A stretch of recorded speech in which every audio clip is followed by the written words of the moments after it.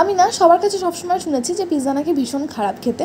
আর কলেজেও যখন পড়তাম তখন সব ফ্রেন্ডসরা বলতো যে পিৎজা বার্গার এগুলো খাওয়া মানে বেকার বেকার টাকা নষ্ট করা, শেষে ফেলে দিতে হয়। তো সেই টাকা নষ্ট হবে আর খাবারটা ফেলে দিতে হবে এই ভয়ে আমার কোনো দিন পিৎজা খাওয়াই হয়নি। তো শেষমেশ সেদিনকে আমার ভীষণ ইচ্ছে হলো যে আমি পিৎজা খাবো, তাই ওই টাকা নষ্ট হওয়া ফেলে দেওয়া এই ভয়টা বাদ দিয়ে আমি পিৎজাটা অর্ডার করলাম। কাটোয়াতে ওয়ান বাইট বলে একটা রেস্টুরেন্ট আছে, সেখান থেকে জোম্যাটোতে অর্ডার করেছিলাম। তো পার্সেলটা দিয়ে গেল, আর আমার কাজ বিগড়ে দেওয়ার ভালো একটা স্বভাব আছে, সেই জন্য আমি বক্সটা খুলতে গিয়েই চিলি ফ্লেক্সটা ফেলে দিলাম, যার জন্য মায়ের কাছে আমাকে বকাও খেতে হয়েছে। তো এবার মেন পার্ট হলো এটা কেমন ছিল খেতে। এটার নাম ছিল চিকেন সসি পিৎজা। তো চিকেন তো দেখতে পাচ্ছিলাম, সসি টসি কিনা আমি জানি না, তো যেমনই ছিল সত্যি কথা বলতে আমার ভালো লেগেছে খেতে। আর 4 পিস ছিল, শেষে খেয়ে মনে হচ্ছিলো যে আরও একটু হলে ভালো হতো। মানে আমি মা ভাই 3 জন মিলে খেয়েছিলাম।